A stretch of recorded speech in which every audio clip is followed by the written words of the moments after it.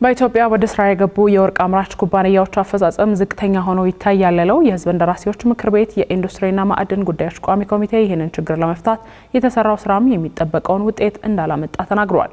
ቋሚ ኮሚቴው የማዕድን ሚኒስቴርን የ2018 በጀት ዓመት የመጀመሪያ ሩብ ዓመት እቅድ አፈጻጸም ሲገመግም ተቋሙ የወርቅ አምራች ኩባንያዎችን ችግር ለመፍታት የሄደበት ርቀት በሪፖርቱ የተገለጸ ቢሆንም የተገኘው ውጤት ግን የተጠበቀውን ያህል ሆኖ አለመገኘቱን ጠቅሶ ጥያቄ አቅርቧል። የማዕድን ሚኒስትሩ ሀብታሙ ተገኝም ምላሽ ሰጥተዋል።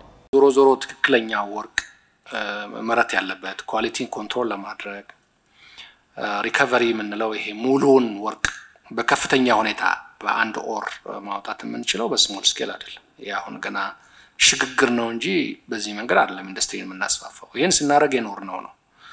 ግን ዝም ብለን በቀላሉ ትራንዚት አናረግም። ቀስ ይያለ አንደኛ እነዚህ አርቲዛን ስሞል ስኬል ነው ግራውንድ ሌቭል ላይ ብቻ ያለው ነገር ነው። አንደርግራውንድ ለገነቢ ብታዩኮ አንደርግራውንድ ነው ያለው ቬኑን ተከትሎ የሚሰራ ነውና ከመሬት በታች በጣም በብዙ ሜትሮች አንዳንዴም በኪሎሜትሮች ነውና የሚሰራው ማዕድን እንደዚህ የሚመጣው ላርጅ ስኬል ነውና ላርጅ ስኬልን ሁሉ ጊዜ ሪሶርሱን ለመጠቀም ስራዎች መስራት ይኖርብናልና በዚህ መንገድ ነው የምናስበው። ያው አንዳንድ ችግሮቻቸውን እየፈቱ እየበዙ መሄድ ያስፈልጋል። የማዕድን ሚኒስትሩ አክለውም በተለይ በአነስተኛና መካከለኛ ደረጃ ወርቅ የሚያመርቱ በጥሩ አፈጻጸም ላይ እንደሚገኙ ጠቁመው በፋብሪካ ደረጃም እየተመረተ ያለው የወርቅ መጠን ውጤታማ የሆነ መምጣቱን ገልጸዋል። ከተኪ ምርቶች አኳያም የሲሚንቶ ምርትን ያነሱት የማዕድን ሚኒስትሩ ካለፈው ዓመት ጀምሮ አፈጻጸሙ ጥሩና ገበያውን ማረጋጋት የቻለ መሆኑን አብራርተዋል። ወርቅ በተሻለ መንገድ በተለይ በአርቲዛናል እየመጣ ነው። በፋብሪካም ቢሆን ብዙ መጥፎ ሊባል የሚችል አይደለም ማለት ነው። ለተወሰኑ ዓመታት ይሄ ትሬንድ ይቀጥላል ማለት ትክክለኛው ሄልዚ ትሬንድ ይሄ ነበር። ካምና በፊት አርቲዛናል ነበር የጠፋውና ፋብሪካ ነበር የሚበልጠው። ይሄ ያልነበረ ትሬንድ ነው። ትክክል አይደለም። እንደዚህ እውነተኛው እሱ አይደለም። ምክንያቱም በ3 እና በ4 ፋብሪካ አምርተን ኢትዮጵያን በአጠቃላይ ያለውን ማይኒንግ ፖቴንሻል በእነዚህ ብቻ ማምጣት አይቻልም። ተኪ ማዕድናት እንግዲህ ሲሚንቶ ነው። ሲሚንቶ ምናልባት የወርቅን ያክል ትልቅ ፋይዳ የነበረው ለሀገሪቱ ግንባታ ብዙ መስተጓጎል የፈጠረ የነበረ በቀላሉ ማናገኘው የትም ቦታ ማናገኘው በተወዳዳሪ ዋጋ ማናገኘው የነበረ ነው። እንግዲህ ካምና ጀምሮ ስቴብል ማድረግ ጀምሯል። ግን ይሄ በቂ አይደለም። ለጊዜው ገበያው ተረጋግቷል ብለን እናነሳ የምንችለው ኮሞዲቲ ነው። አፈጻጸሙ ጥሩ ነው። በዚሁ የግምገማ መድረክ ላይ የማዕድን ሚኒስቴር ትላልቅ ፕሮጀክቶች ላይ ትኩረት አድርጎ እየሰራ መሆኑ ውጤታማ እንደሚያደርግ ያመላከተው የኢንዱስትሪና ማዕድን ጉዳዮች ቋሚ ኮሚቴ የአሰራር ስርዓት መዘርጋቱን መፈተሽ እንደሚያስፈልግ ገልጾ ቢሮክራሲ፣ ኮንትሮባንድና ተገቢ ያልሆኑ አሰራሮች እንዳይኖሩ በትኩረት ማየት እንደሚገባም አሳስቧል።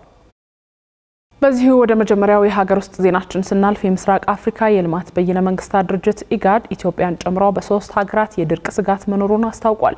የኢጋድ የአየር ሁኔታ ማዕከል እስከ መጪው ጥር ድረስ የአፍሪካ ቀንድ ከተለመደው የዝናብ መጠን በታች እንደሚያገኝ ተንብየዋል።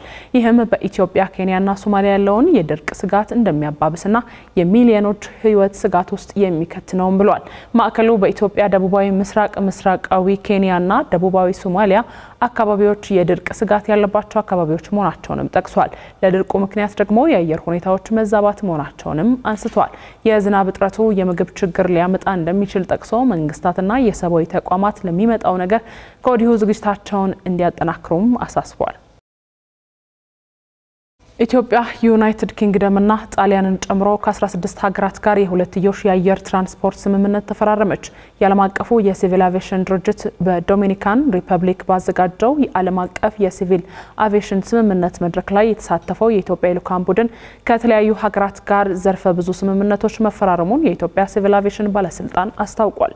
በዚህም ኢትዮጵያ ለአየር ትራንስፖርት ዘርፍ ትስስርና በሀገራት መካከል የሁለትዮሽ የአየር አገልግሎት ስምምነቶችን ለማሳደግ ያላትን ቁርጠኝነት ያሳየችበት እንደሆነ የልኡካን መሪና የኢትዮጵያ ሲቪል አቪዬሽን ባለስልጣን ዋና ዳይሬክተር ዮሐንስ አበራ ተናግረዋል።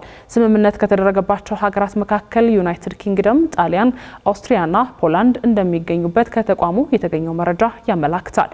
የባለስልጣኑ መረጃ እንደሚያሳየው ልኡካን ቡድኑ ከኢትዮጵያ ሲቪል አቪዬሽን ባለስልጣንና ከኢትዮጵያ አየር መንገድ ግሩፕ የተውጣጡ የስራ ኃላፊዎችን ያካተተ ነበር።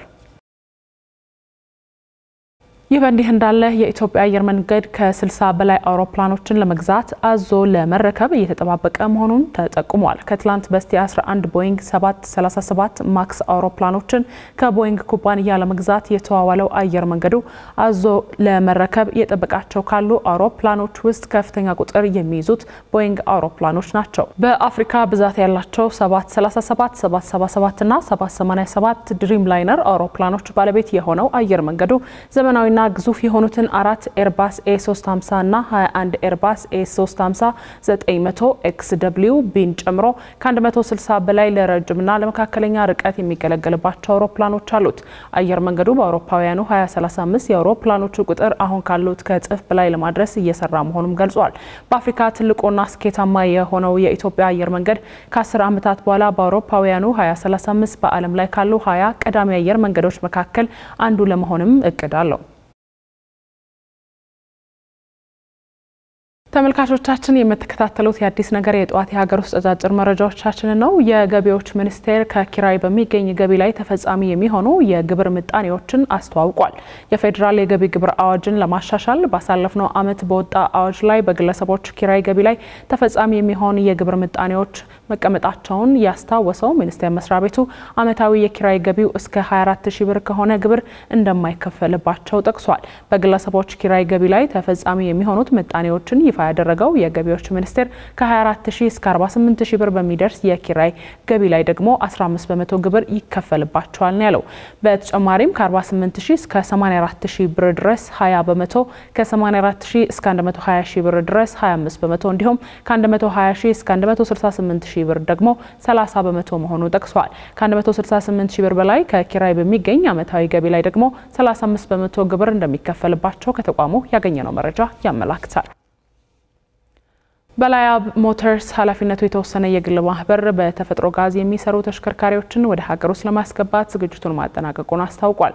መንግስት በነዳጅ ከሚሰሩ ተሽከርካሪዎች ይልቅ በኤሌክትሪክና በተፈጥሮ ጋዝ የሚሰሩ መኪኖችን እንደሚያበረታታ መግለጹን ተከትሎ ድርጅቱ በተፈጥሮ ጋዝ የሚሰሩ ተሽከርካሪዎችን ወደ ሀገር ውስጥ ለማስገባት ከሁለት የቻይና ተቋማት ጋር ስምምነት መፈራረሙን ያስታወቀው። በኢትዮጵያ የተፈጥሮ ጋዝ መገኘቱን ተከትሎ ወደ ሀገር የሚገቡት ተሽከርካሪዎች በታመቀ የተፈጥሮ ጋዝና ወደ ፈሳሽ በተቀየረ የተፈጥሮ ጋዝ አገልግሎት መስጠት የሚችሉ መሆናቸው ነው ተቋሙ የገለጸው። እነዚህ በተፈጥሮ ጋዝ የሚሰሩትን ተሽከርካሪዎች ወደ ሀገር ውስጥ ማስገባት የአየር ብክለትን ከመቀነስ እንዲሁም ከዋጋ አንጻር ከፍተኛ አስተዋጽኦ እንዳለውም ነው የተጠቆመው።